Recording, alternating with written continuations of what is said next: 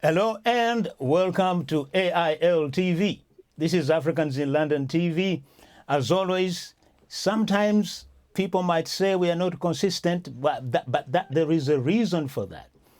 Tonight's show, we are calling it Conversations for Change. And maybe these conversations will carry on. I have got a very, very distinguished guests tonight. Now, these guests, they have been at the forefront of fighting for the lives of people of African origin. I do not like to use the word black because me as an African, the word black, when you apply it to a person, it doesn't make sense because we don't call ourselves blacks. In fact, if you go to Africa and you mention, are you a black person? They will say, what are you talking about? So, now, tonight, I don't want to take so much time. Let me introduce you to my guests tonight. So, depending how you are watching, I'm going to start with the ladies that way. Yes, and she's already smiling. That is very good. That's very good. The lady with the funky hair, her name is Shireen. Shireen Daniels. And she's not just Shireen Daniels. She's the managing director of HR Rewired. Google her or go to her website. Now, then we have got the man in the glasses. You see, for us, we are getting into the broadcasting game. He's been there probably 30 years before, while we are either at school and stuff. This man is Tet Kofi. Look, he's going to reintroduce himself because I don't want to make mistakes. As I've told you, he's a veteran broadcaster. Let us move to Dean Okai. He's nodding his head. Fantastic. Now, Dean, I have met him on the front line. Dean, do you remember where we met? At the mayor's office last year, January last year. Fantastic. At the front line fighting as ever. And then I have got a very good friend of mine. But by the way, you are all my good friends. So, Joel O'Loughlin. I have known Joel long, I think since 1911. We met all the way in Libya. Can you imagine? Look at the connection. We met in Libya. We went to visit Gaddafi, just to hear the little bit of yab.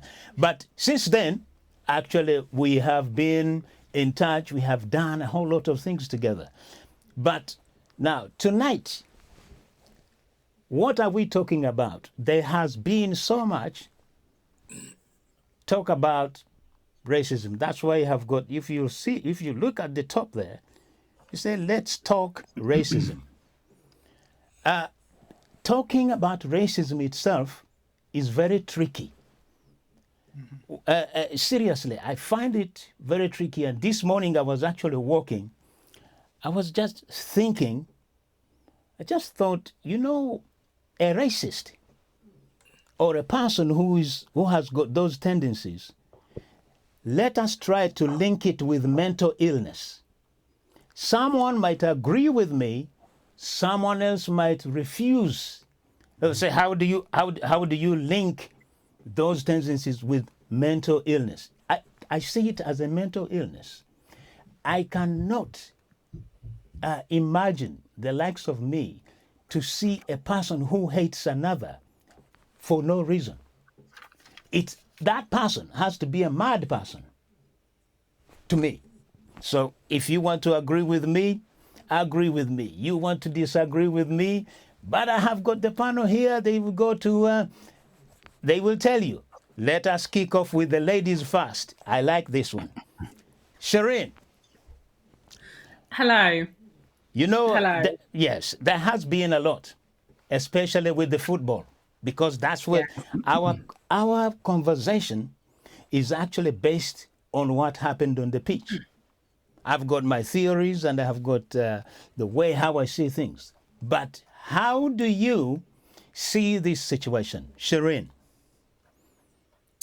Do you know, it's a bit of a difficult one for me because part of me says, like, I wish all the racism we had to deal with was purely about people throwing bottles, saying the N word, tweeting, and just basically making a show of themselves. But the bit for me is when we get really excited about how footballers are treated, and this isn't saying that we shouldn't be concerned or frustrated by that, but we put all of our energy and all of our attention to that. So, and I can give you plenty of examples. So, I must have been tagged in so many things. There's like change petitions for whether people who tweet racism should be banned for football for life, or whether they should, be banned from social media platforms. But we know as African origin people that the issues that we are facing is not as easy as banning people off social media. The challenge that we face is the people that don't exhibit overt racism, like in that behavioral sense, but they're the ones making decisions not to change the way things are structured, not to change the way legislation or the way policies keep creating unfavorable outcomes for African origin people. That's where we need to be most focused and pay most attention to. And I always, I will give a comment and I'll leave it at that and keep it moving. But I just worry when I see so much energy given to that. And I think not enough given to what we really need to get into, what we really need to change, how we really need to focus on, moving away from thinking about us as individuals, which we have all been socialized into thinking, and actually realizing that our liberation is tied with us being able to link arms. And can we talk about how we do better at that?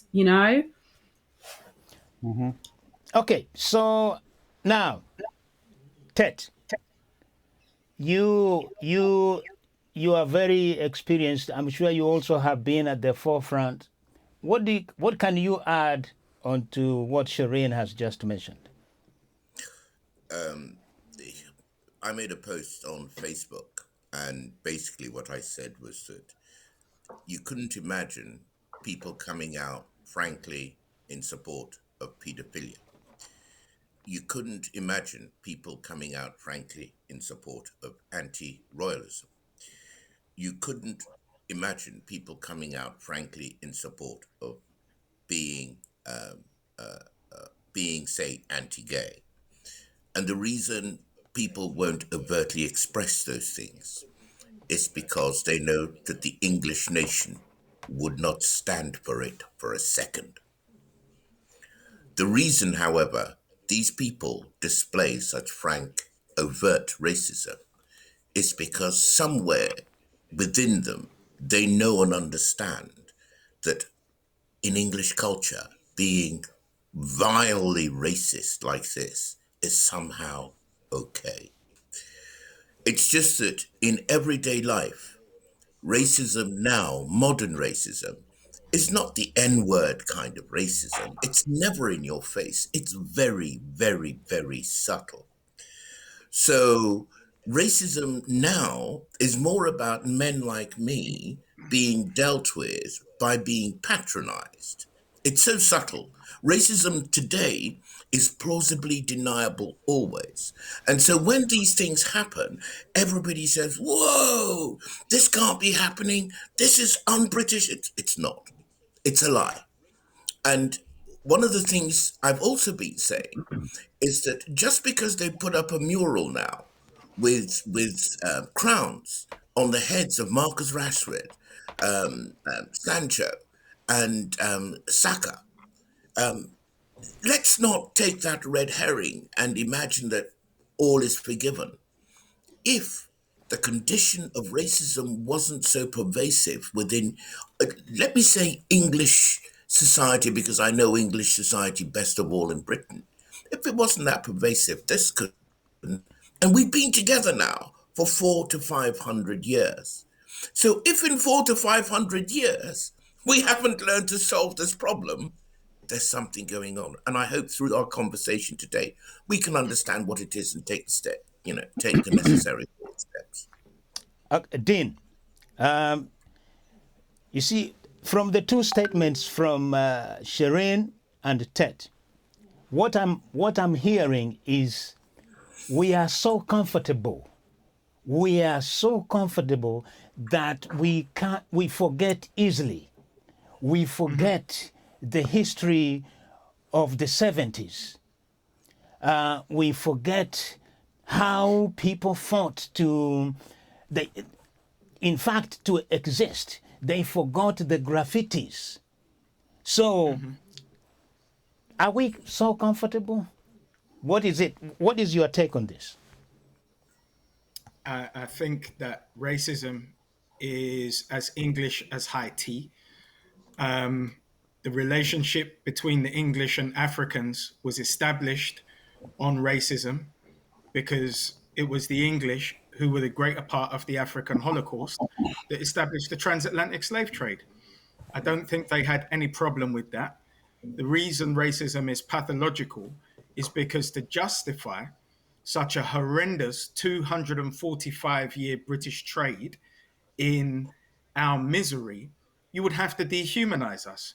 And because we've never received a formal apology or reparations, and reparations is more than economic, reparations is about full restitution, including economic reciprocity, England has remained exactly the same.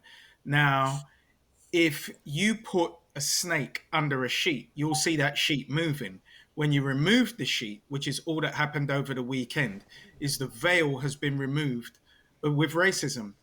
And when you hear an Asian Home Secretary who is an out-and-out Afrophobic racist, who doesn't mind if people boo and chant racist chants when players are taking a knee, which is the least offensive gesture you could make to acknowledge national racism and brutality against African Caribbean people. So if you're offended by men taking a knee, and take for granted, men only take to a knee when they've had enough. You are a racist. And it's okay to be a racist. Just acknowledge it, be honest. Pedophiles have to hide, but your government has made it plain that racism is tolerated, so now we're seeing it. And unfortunately, it was a necessary act. And even on the topic of this, going through my day's thoughts today, I think about the universal spiritual principles. And before the game, there were a load of fans who had met up at Liverpool Street. And outside Liverpool Street station, you had a couple of hundred English men already drinking and screaming, burn. Oh God, how can I forget our player? Okay, hold it that. We will come back. We will come back to that.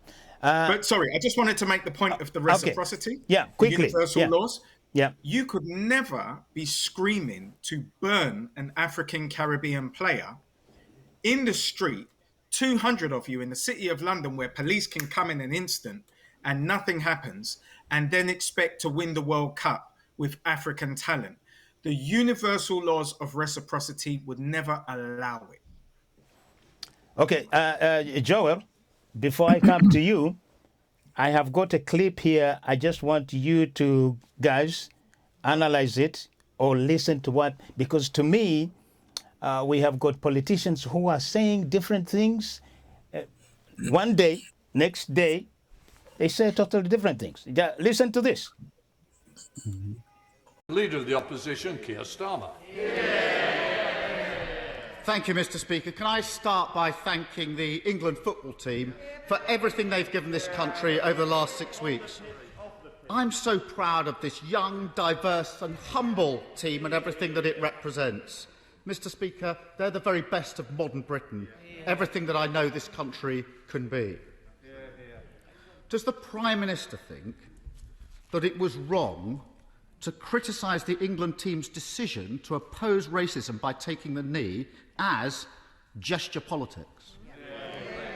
I agree very much with what the Right Honourable Gentleman said about the England team. And I repeat, I want to thank each and every one of them for what they did, their incredible campaign they ran in the Euro 2020 Championships. And they do represent the very best of our country. And I repeat that I utterly condemn and abhor the racist outpourings that we saw on Sunday night. And so what we're doing is today taking practical steps to ensure that the football banning order regime is changed, so that if you are guilty, Mr. Speaker, of racist abuse online of footballers, then you will not be going to the match. No ifs, no buts, no exemptions and no excuses. Keir Starmer. Mr. Speaker, I'm sorry, that just won't wash. And it rings hollow. On the 7th, remind the Prime Minister and the House, on the 7th of June, the Prime Minister's spokesperson said this: on taking the knee, specifically, the Prime Minister is more focused on actions rather than gestures. On the 14th of June, the Home Secretary said, I just don't support people participating in that type of gesture politics. The Conservative MP for Bassetlaw called it a ridiculous, empty gesture. So there's no point of pretending that these things weren't said. The England footballer, Tyrone Mings, said that Labour Party member I hear shouted out. Is that really the response? Is that it? Tyrone Mings said, and the House might want to listen, he said this: labelling anti-racism messages as gesture politics serve to stoke the fire of racism and hatred. Prime Minister, they're powerful words from someone who has himself been subjected to racist abuse. So, Joel,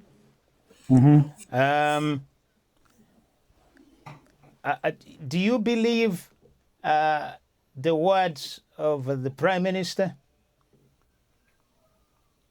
Because he himself, he has made so many comments about people who doesn't look like English people. What do you think? And by the way, anyone actually can jump in after Joel. We just now want actually to see whether the hypocrisy is also at the very top. Joel.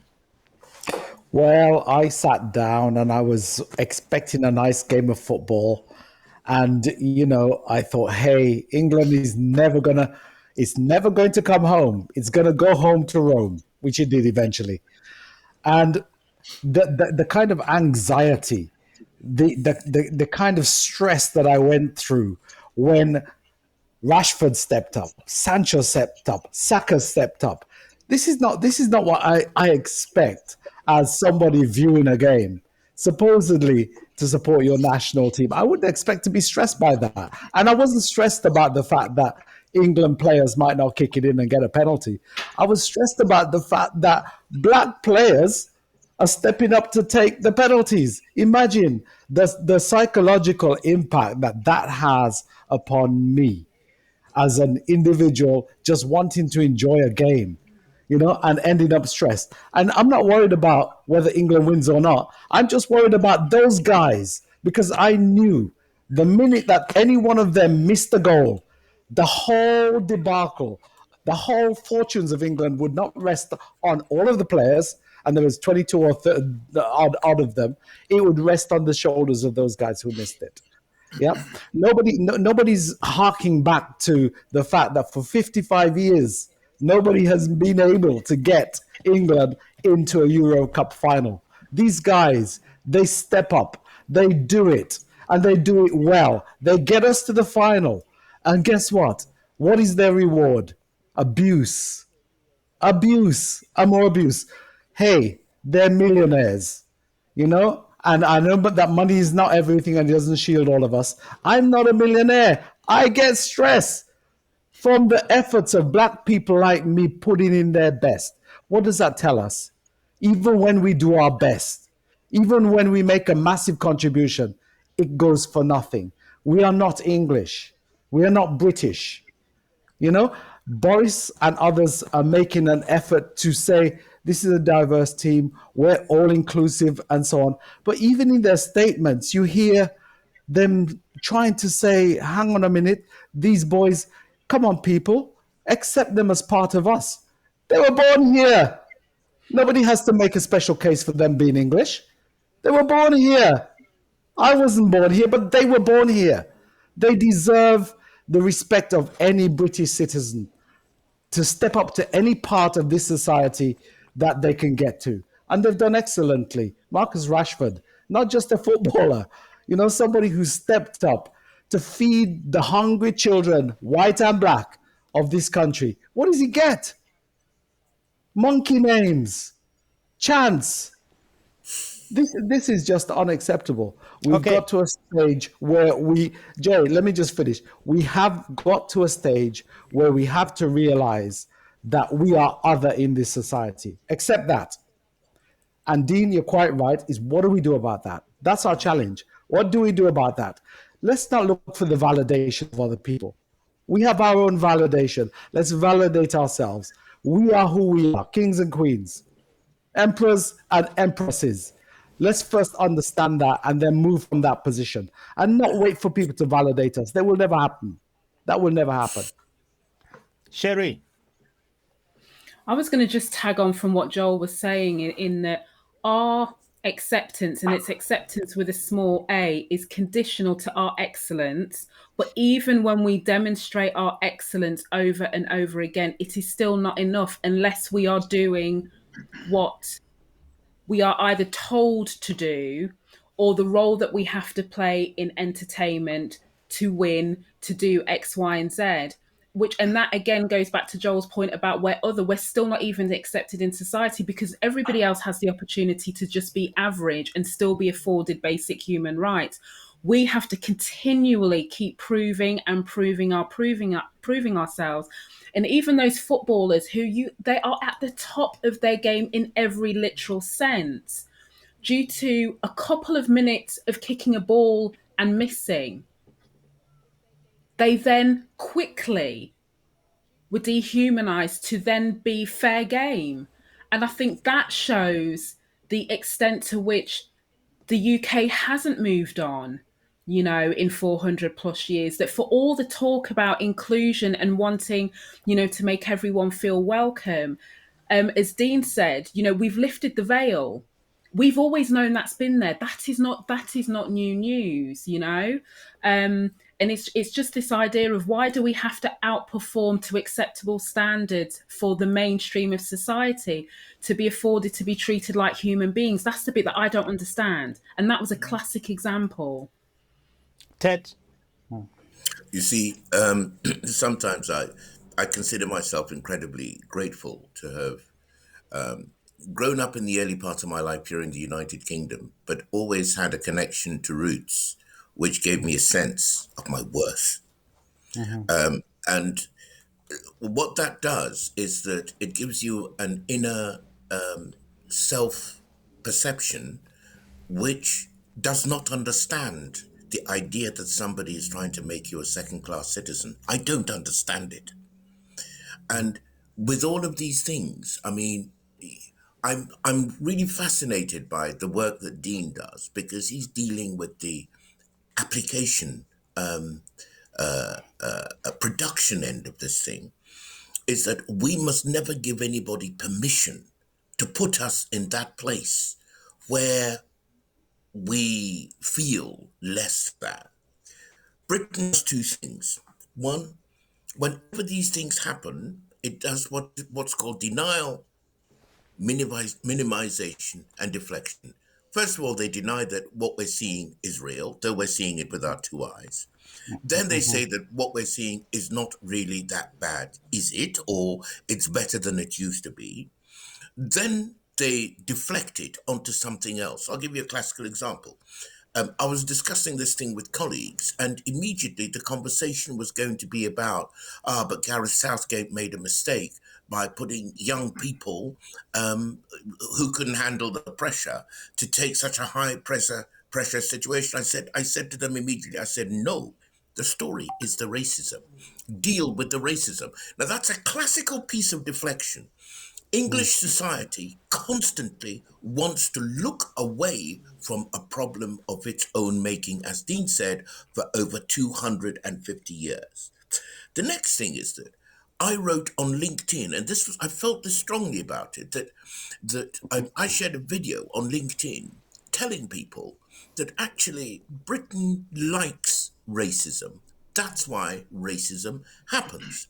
And I explained to them that the reason I was sharing it there on LinkedIn was that it was the opinion formers and leaders of Britain who you will find on LinkedIn. They're the kind of professional middle classes of this society, who are the ones who say, oh, we're not racist, we're woke, we're cool, we like to have black colleagues, we have diversity and inclusion programs, and so on and so forth.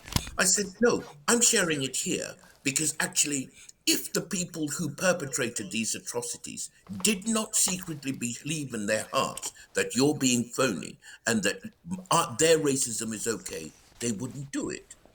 And there's always this thing about the rogue 1%. I saw his name eludes me, but he does this TV sketch where he pretends to be the presenter on television, and then he goes into a rant in between waiting for the camera to turn on. And he came on and used the W word on the racists. And I thought to myself, oh, please, I've heard this a million times before. He's come on to say that, oh, it is those crazy people who are doing this, as if to say, well, I'm okay, and I know that basically you're okay, but it's those people who are ruining our... No, it's a lie.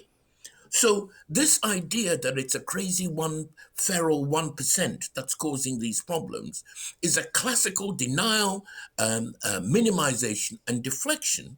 And it is this denial, minimization, and deflection which ensures that in 20, 30 years' time, my son will be sitting in the seat discussing the same thing because nothing will move forward. It'll just become more subtle.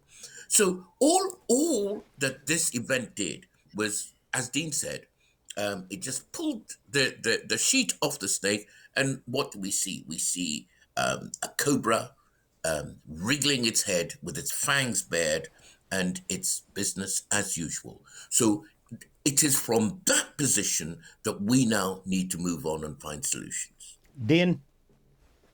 Absolutely. Yeah. Listen, I've been a naked fist, and I prefer Shireen's approach with a silk glove, because she understands exactly how to seduce the power players and the change makers who are English, equally as racist. But remember, this is a subconscious racism that is going to show itself, just as even any of us who've been indoctrinated within a system that is designed to create a racist, even create a white racist mind inside our African minds. So when you think about being in the bank, and as Akala said, he looked over and somebody was putting in equally as much money, and he's thinking, what does he do? Does he deal drugs?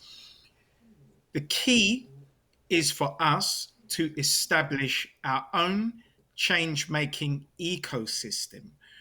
That is what self-determination looks like, because a lot of people say it in rhetoric, but what does it actually look like? It looks like us being able to go to central government with a vehicle and say, oh, you have procurement. What is your procurement? Public monies are 245 million. Then the government, central government, has another billion. Then central government has another 49 billion. And they said they want to ring fence that for, they said black. However, I say African Caribbean, because then nobody can self-elect to be African Caribbean, and Asian organizations. Well, let's come underneath that and let's get our share of contracts to be able to deliver those services to African Caribbean people nationally. If we're despised, let us just cartel all of those resources for education, for feeding, so that will be school meals, for services in the prisons, where apparently we are most of the criminal class.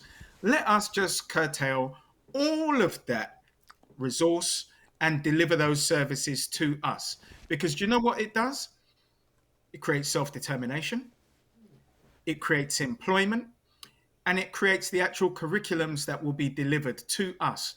Because possibly this isn't working for us. And since we don't actually have to rely on anybody else for permission other than capitulating because we're not aware. We're not. But coming into awareness, let's be in conversation with the change makers, because apparently they're not racist, which means they want to empower us however they can. And if you want to separate from us, it's not a problem. It will never be an actual separation.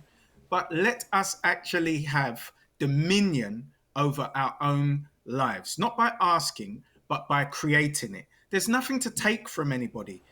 You don't have to be in a job and say that you're going to take back your time. Leave. You have dominion. Fantastic. Now we're gonna go for a short break. When we come back, we are going to continue. But I just want us to stick on this the race issue. All the points that you're talking about, they're valid. Probably we are going to have another time we discuss how we are going to empower ourselves. Here is the break. Okay, ladies and gentlemen, now listen. Thank you very much for watching, and this program is sponsored by Send. If you want to send money to Africa, Canada, United States, this is an application that will allow you to send money with no hassle at all. Here we go.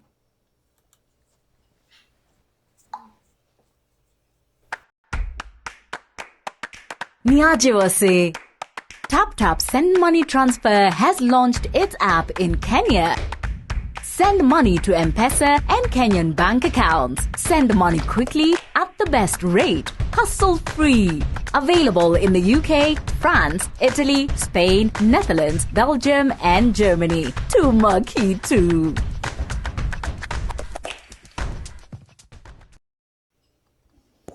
Thank you. Thank you very much for coming back. Now, you have already given your valid points. And no one is going to disagree with you. Dean finished on the point of saying that you want to deal with change makers. I know, which ties in with what we are saying. But I just want to know, let me ask this question. Why don't we have a collective or a group of people who, I know there are black millionaires out there, but why is that there is so much disconnect within ourselves? So this is why whoever wants to play games with us, they do. Because they don't see, we don't really have a voice. And I have been saying this, and people will say, well, why do you compare us with Asians? I say, well, you know what? One thing that I have seen with Asians, because some of them I've spoken with them. Remember, I was talking with Dean or Joel sometime. When I'm talking about race, I'm talking to Indians, I'm talking to Pakistanis, but all of them, they have told me that the very first generation, they really suffered a lot. Mm-hmm. The sick, the guys, the turban wearers, they were told to leave their turban outside when they're going to work in the post offices.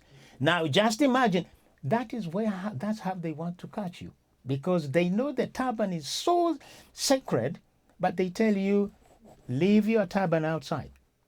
But do you know what this old man told me? He said, yes, all this that we suffered, we made sure our second generation never goes through what we went through.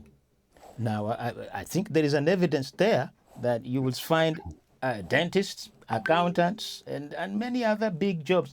I'm not saying that we are not there. We are there. So, Joel, what can we do?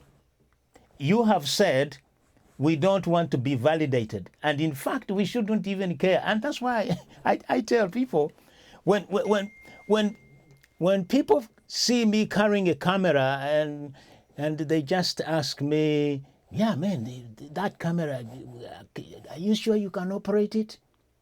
Now, let me tell you just an annoying story, which is even very interesting. I was on the train. Sorry, guys, I'm taking long because I just want to explain this. Good. I was on the train. I was reading the Guardian paper. Yeah? Now, this English guy, I don't know whether he's English or European, he actually said, do you really understand what is in this paper? You know what? Because I have learned how not to react, but to respond. Remember, Dean, that's what we said. So I turned to everybody. I said, my friends, look here. Me as an African, I've been traveling all over the world. I have never met a stupid person like this guy here. He's asking me if I can understand what is in the paper. What language am I speaking? And can he actually even speak even one word of Swahili? No. So now who is lower? And the guys actually clapped. So you see all those things. I think we need to empower ourselves by saying we have got doctors, we have got scientists, we have got millionaires, but how do we bring them together? Because we really need to see that we are here. We don't care. Forget about your grants, forget about we don't need it. And now I think that's where, maybe, have I digressed or? No, you're on point. You're on the Right. point. You're Joel, on point. go You're ahead. on point. So let me come in. I think the first thing Yeah. is to recognize that racism, to some extent, although it's powerful, although it hits us psychologically, it's a diversion. For us to hold that as the focus for our discussion, and for us to hold that as the focus for our development, it's a diversion. Dean is absolutely right. We have to understand who we are, what our potential is, and how we can lever that potential to make a difference. Not a difference to our individual circumstance, but to a difference to all the people who look like us, who are here, and those to come. That's the most important thing. Jay, you talked about this person on the train. All of us here will have similar experiences. We all have that. I've been chased around by skinheads in the 60s, so I've gone to that place. But we have to recognize also we have made some gains, and those gains has allowed us to, number one, be in this forum where we're using technology to promote some ideas. We need to educate folks. Use the technology like everybody else does to promote ideas. This notion of unity, it's a false nonsense. People get to where they get as a group of people without entire unity. It requires leadership with vision, leadership with the ability to get people behind a single idea in the first instance and then branch out. And the single idea must be about Africa liberation. It must be about liberation as us, as Africans here in Africa and elsewhere. If we can get around that idea, then we can start to build alliances. Because I think all of us as Africans would agree that we're not in a position where we want to be. And if we get together to talk about how to get to that single thing, then we could talk about the myriad ways that we might get to that place. But it's absolutely essential that, first of all, we recognize who we are. We're not black. We're not ethnic minorities. We are Africans. So once we understand that process, then we can deal with that. Now, not all of us are essentially all African. I've sent off my ancestry thing. I expect it to come back. It'll say some Indian, some Nigerian, some this, some that, some the other. But as long as those people see us as this, then you're in my camp and you can march with me. And as long as you see yourself as having the identity that I have, then we have a commonality. Let's look for the ways that we could get together to actually impose ourselves in the same way that Jewish people do, in the same way that Asian people do, in the same way that white people do, as a race to be respected. That's our agenda. Tet wanted to come in, and then quickly we will go to Shireen, because she's been paying attention very patiently. Yes. Yeah. It's so interesting. We're all discussing the same jewel from different facets of that same jewel. The angle I come at it at is that a person must know their mission in life, their purpose, why you're here, you see. And why you're here depends on how you understand the two fundamentals, your mind and your body. And by body, I mean the things you do with your life. Mm-hmm. The first thing is that it is part of Western civilization to brainwash everybody. Before we came here, they were brainwashing their working classes into thinking that they were inferior. Mhm. Then we came over here and kind of occupied a certain space, and the same thing has been applied to us. Now, the first thing for us to do is to refuse to give permission for the machinations that they have in mind for us. So if we establish that my mission is to fulfill my life and my potential, you know, nobody has to tell you that when something is going on, you speak up. Mm-hmm. Nobody has to tell you that because you're running your business, it means that you have to stay mute. It's because it's a falsehood. That idea that successful black people don't support other black people, that is something that's been put in people's minds. The reason why Asians and other communities advance generation on generation is that their minds are protected. I don't know any Richie, but Sunak, in one of the four great offices of state, he can speak Hindi perfectly. If a black person becomes kind of a junior minister, all of a sudden his children don't understand what their native languages should be. And this is happening not just here, it's happening in Africa. So you see, we have to understand who we are. Once you understand who you are, what you have to do becomes self-evident. Then it's a question of each person and their métier, each person and their mission. Dean is a brilliant organizer, enabler, facilitator of organization and activities. Shireen does what she does. Joel does what she does. I do what I do. I'm a communicator.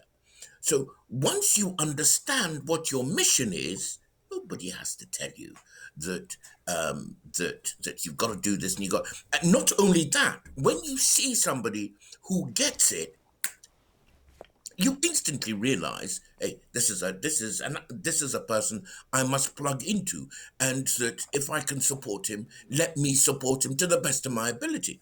That guy who threw up that ad on your channel just now, I was like, this is what it's all about.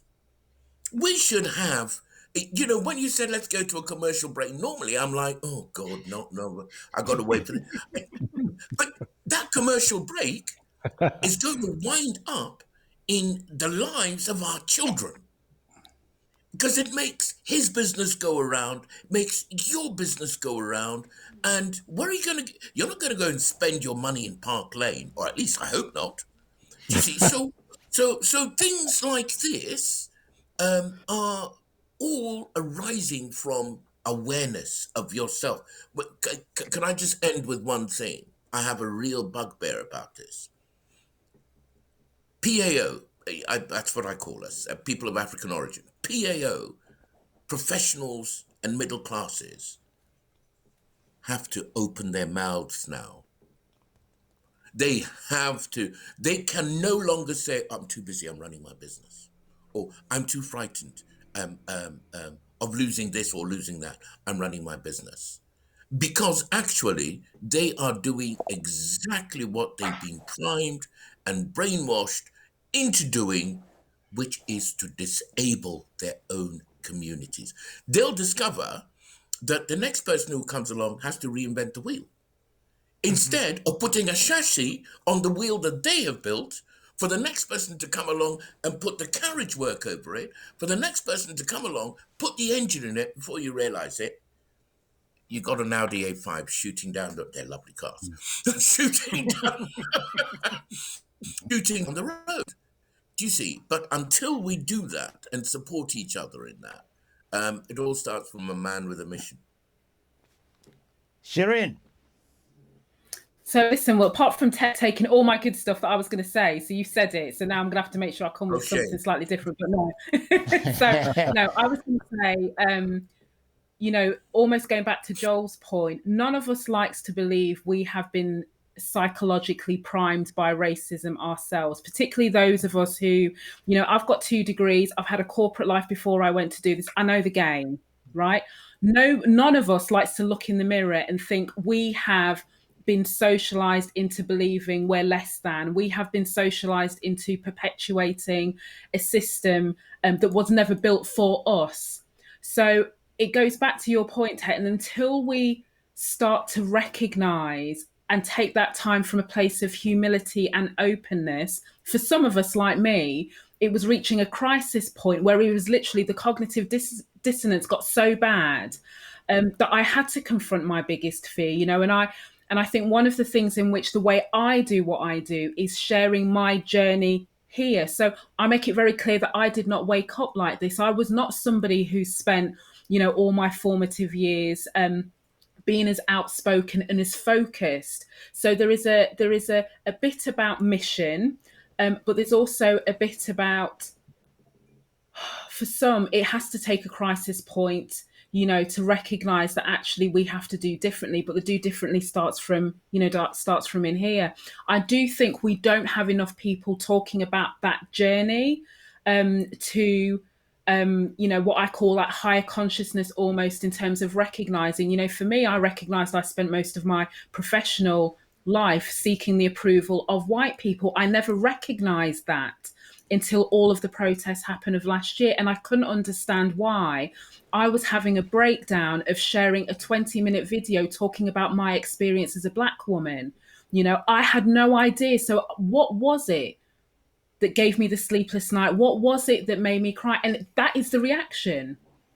So for some people, we have to, I feel like we have to do more to encourage, and to encourage me, to be honest, and says there are some people, you know, I've been very honest, and I followed Dean for a while. I always looked at Dean and thought, why could I not be doing what he does in that open set? I had to go on my own journey, but seeing him do what he did inspired me to do what I do. And then some people who see what I do, and that inspires their force. So, you know, to some extent, we cannot hide almost that we are unapologetically focused on, you know, African liberation. And that's part of the conditioning to own it and, you know, and say that.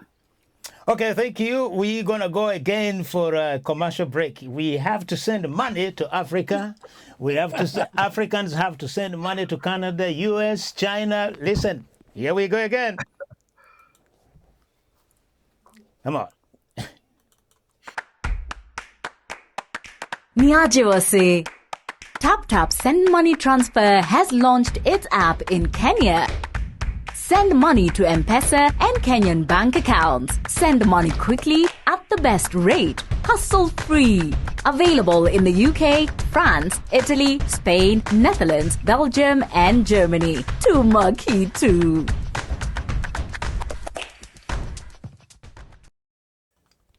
Yes, I am learning something, and I know for those of you who are watching out there, you will also learn. You see, the guests I'm talking to, they are not just simple people. They have got things they do. All I'm hearing that there is a disconnect, but we will find that connection. Now, go back again to my guests. Right, now, you guys, you have said fantastic things. What I am wondering, earlier in the program we said we are too comfortable. You see, just because I'm driving a Mercedes and I have got a few things that puts my mind at ease, we forget the progress. I think we will talk about that in another program. But now, for now, we want to see how social media is handling this situation, and also how social media has contributed to the problem. So what I mean about the problem, we are reacting, most of us, we are reacting on social media, but the question is that when we react on Facebook, WhatsApp, who is listening to our points? Why can't we have an outlet or a way of actually talking to the people who are in position of changing things? But there is a young woman here, she's from Zimbabwe. She's a PR for Facebook. And they are actually trying to do things to make sure that all these people who are posting vile comments and stuff like that, they are tracing them so that it never happens again. Have a listen to this. It is horrifying to have to see the sort of abuse that any one person has to go through, especially these individuals based on who they are. That's why we're making the announcement on taking stricter measures against people who violate our rules, specifically in Instagram direct messaging, where to date we would have placed them in a block for a set amount of time. Going forward, we will actually be removing those accounts altogether instead of extending that time, which allows us to move more quickly against these accounts in Instagram direct messaging. The positive steps that you are making, lots of people asking, well, why do people not need ID when they register for an account, and then that will make them accountable? Surely that would be a good idea to introduce. I totally understand the frustration that comes with that ask. A couple of things there when it comes to identification. I am Zimbabwean, for a little bit of background. So I didn't have an ID until I was about 18, 19, and a passport soon after that when I eventually could leave to go to university. And that's because there's a certain set amount of privilege that comes with being able to access identification back home. And that's just in Zimbabwe. When you think about the UK and the US and access to identifications, I think more often than not, it's women of color who don't have access to those, that sort of government paperwork. So if we were to suddenly create rules that would stop those people because you didn't have government identification from being on the platform, we would disproportionately affect not just women of color in large economies, but people of color generally around the world. We've thought a lot about how we can make sure that we keep the platform safe from inauthentic identification. So how do we allow someone who might be a member of the LGBT plus community who's not ready to be out and doesn't want to use their government name, but does authentically want to engage with people from their communities? But how do we continue to remove people who are using fake accounts for the pure purpose of violating our rules? And how do we go after that behavior, and how do we stop it before it becomes a pattern of behavior? So we do have teams that are really committed to working on that and improving in those areas, while ensuring that other people who may not have the same access to government paperwork or are uncomfortable using government names can still access the platform in an authentic manner. So, guys, what do you think? Do you think... Yes. Okay. I'm going to start with you, Tet. Yes. You as a Okay. You as a broadcaster. All right. Okay. I've got to tell you this, that Facebook is part of what is called the MSM, the mainstream media.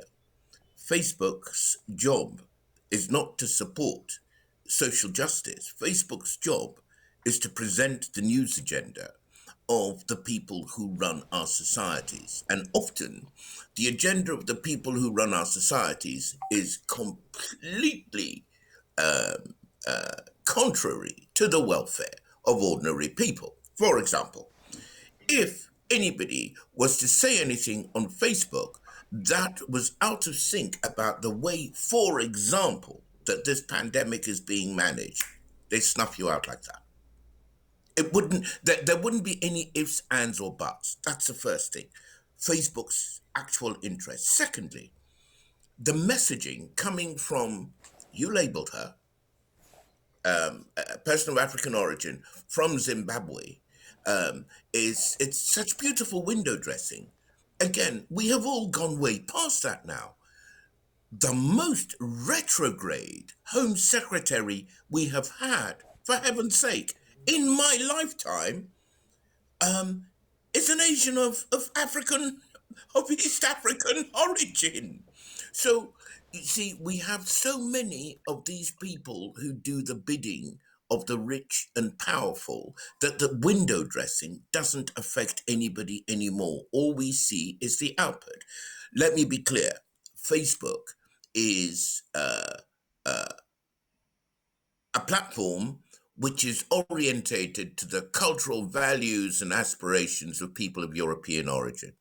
Even when I look at the posting backgrounds and so on, all of those things, and the ones which are supposed to be quote unquote multiculturalized, I identify them as the images that white people think people of African origin will be able to relate to. But none of them are created by people of African origin.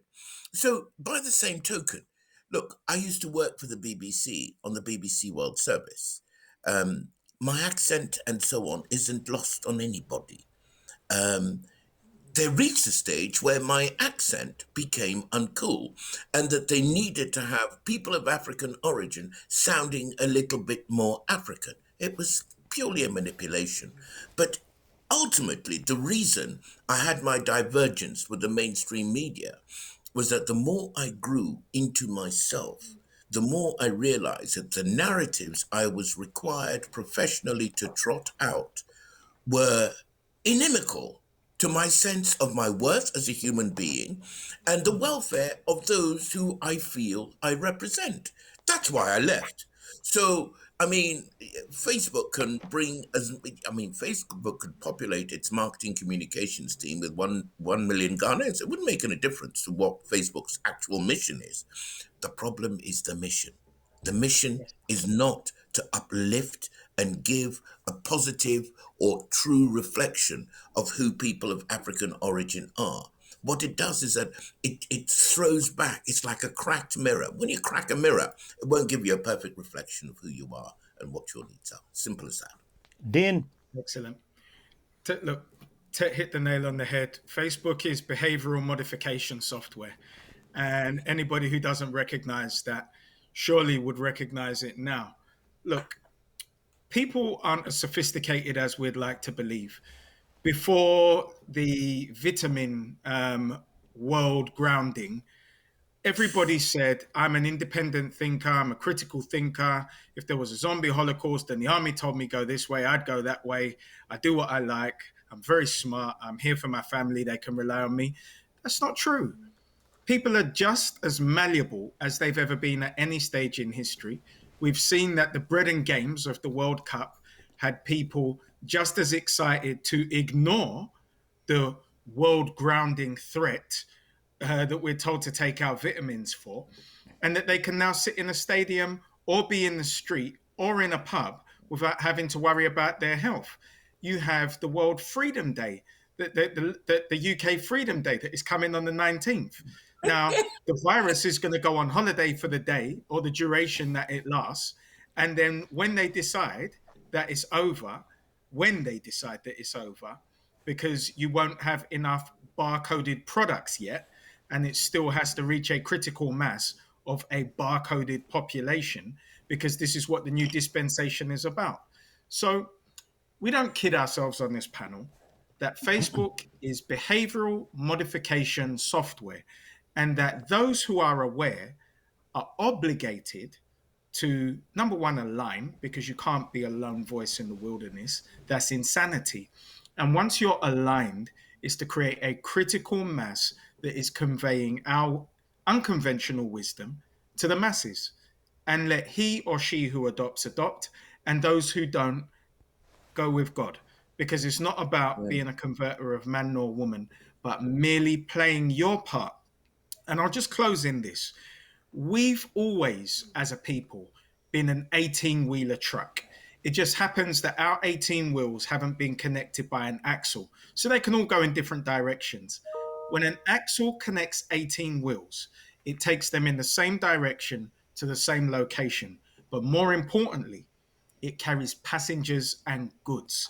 And this is the point of unifying nationally for a national umbrella organization, so that when we address powers to be in a room, we do it effectively as an 18-wheeler truck that is driving through your wall, not 18 wheels that are just going to hit the wall and bounce off. Joel, Facebook. By the way, are you on Facebook? Yes, of course. Okay. Yeah. I don't post very often. Okay. Because I think Dean has something about behavior modification. I think there's some element of that. In fact, a lot of elements of that. But then television before it was doing that.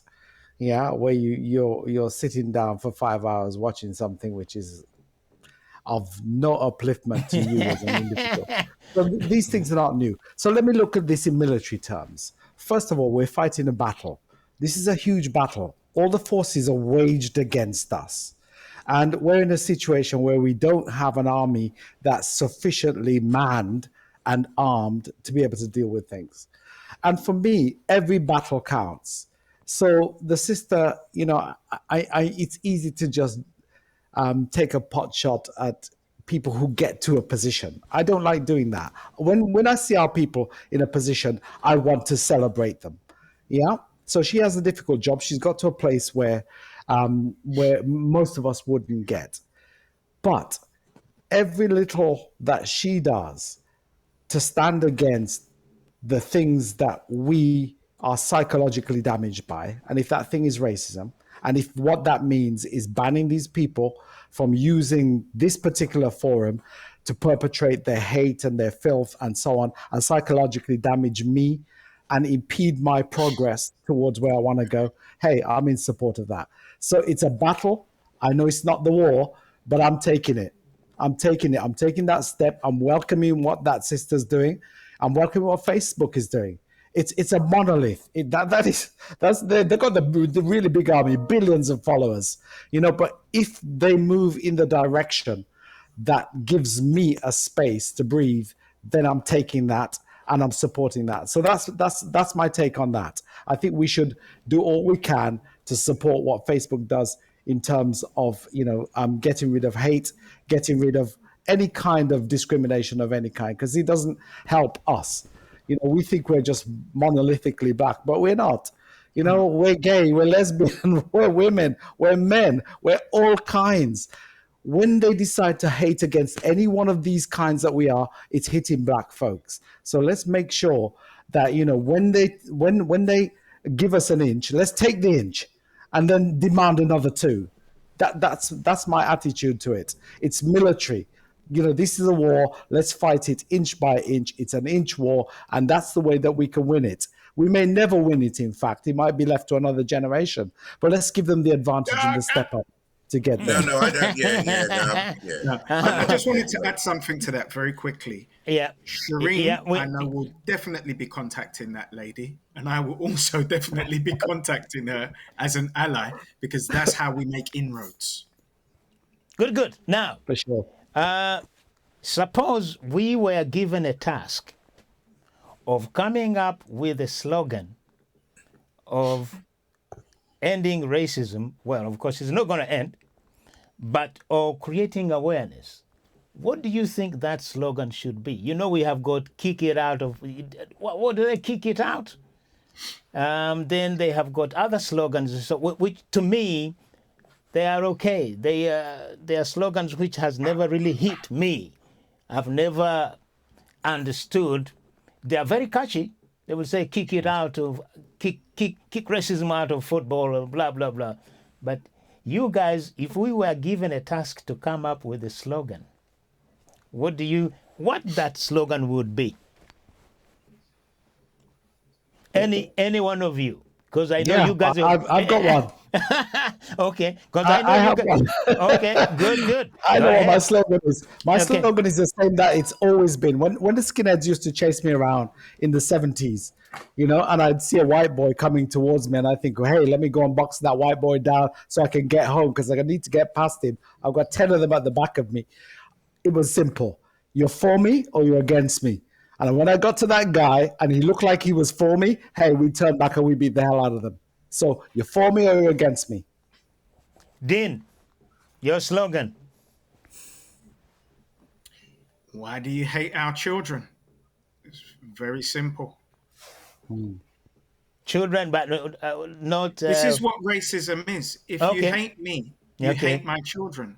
Okay. But remember, children are universally lovable. I'm not, and I'm aware of this. Why do you hate my children? Good. Oh, Tet, it's coming to you. What would be your slogan, sir? I'd have to go with something like respect life. Respect life. It is the one treasure that it is the thing that connects us to the entire universe. And anyone who disrespects, my life, disrespects their lives, they disrespect the entire universe. That's a sin. And then you will pay a price. Shireen. Oh my goodness, I'm under pressure. I can't think of one. I'm not good like this. My brain was like this. I was like, oh, no, sorry. I'm sorry. It's pressure. Look at me, sweating. Yeah. Don't think, because I know sometimes pressure brings out the best of people. 99% of the time that is for me, but this 1% this evening, it ain't it. Let me give you one, Shireen. Okay. Sisters are doing it for all of us, because without Black women, none of this is happening. Oh, well, I absolutely accept that. Thank you, Joel. I'll accept that. So, okay, I think we have gone really past the hour, and I'm just so happy just to hear you guys speak, because my long ambition, it has always been to get people who can actually discuss without bias. You see, look, you have been talking about people who are against people like us. But I haven't heard any negative word, oh yeah, let us kill them, let us do no. Because that is, well, you see, I think, well, exactly. You see, I think a discussion like this is an education in itself. This is where I say, guys, listen, I don't pay attention to wherever you can look at me. If you decide that I am inferior to you, that is not my problem, and it will never be a problem. It is your problem. Deal with it.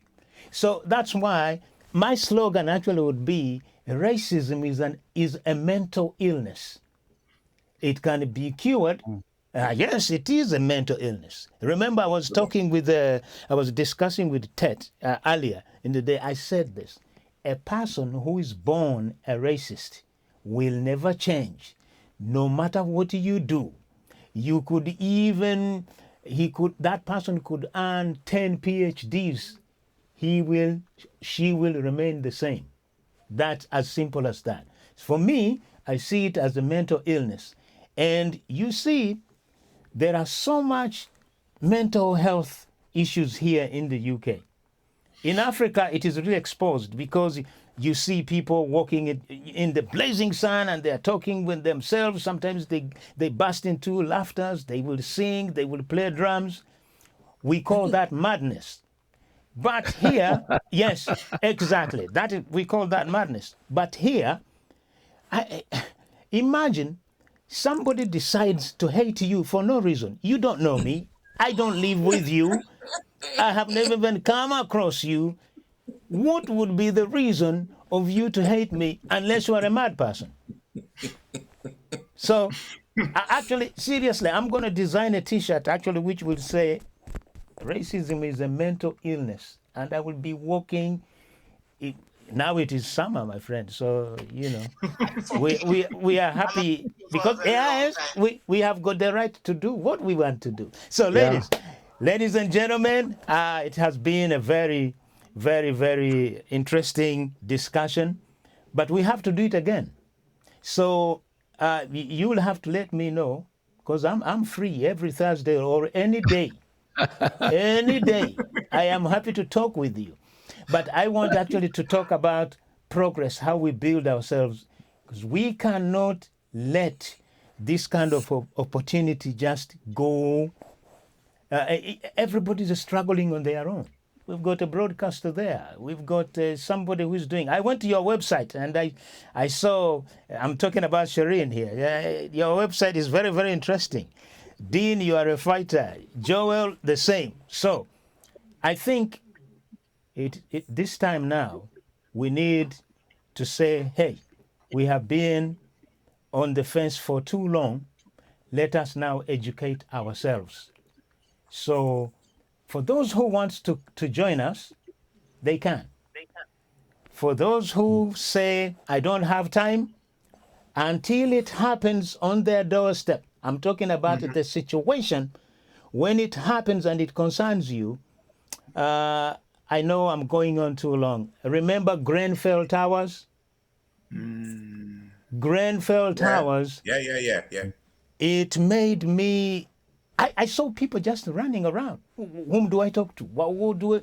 I'm just saying, oh, so now we don't have black leaders here to deal with a situation like Grenfell Towers.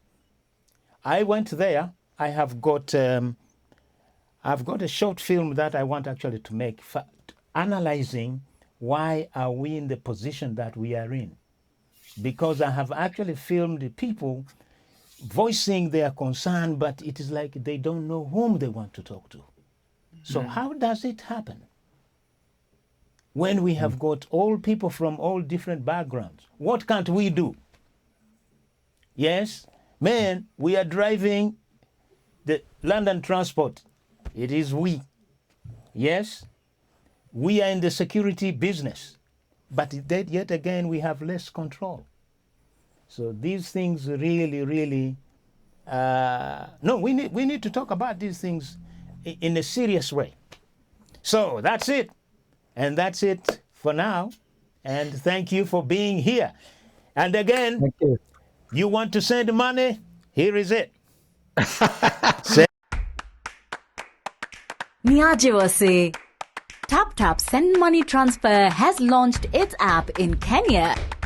Send money to M-Pesa and Kenyan bank accounts. Send money quickly at the best rate. Hassle-free. Available in the UK, France, Italy, Spain, Netherlands, Belgium and Germany. Tumaki too. Yes, and thank you for watching. And this conversation continues on social media. Even when we know Facebook, WhatsApp has got their own problems, but let us continue discussing. What you have just seen, this is just the beginning for me, because these guys have been there all the time. Now they are coming straight down to your phone or handheld devices. No excuse. If you have got anything you want to comment, fire them a question and they are ready to answer. Until then, ciao.